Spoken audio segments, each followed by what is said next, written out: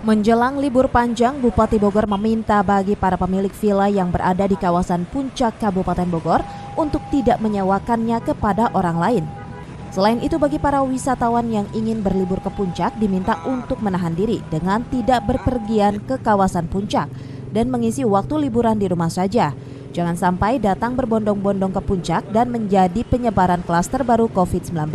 Mengingat hingga saat ini Kabupaten Bogor masih berada di zona orange penyebaran COVID-19.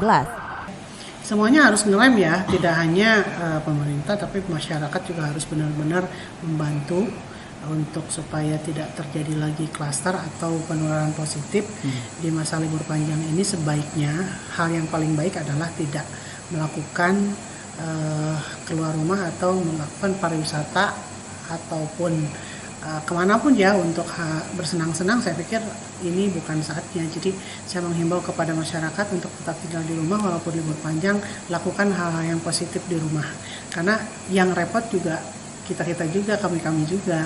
Banyak klaster baru yang terjadi tidak hanya di tempat-tempat atau di lembaga-lembaga pendidikan, di kantor, tetapi juga di tempat-tempat umum lainnya.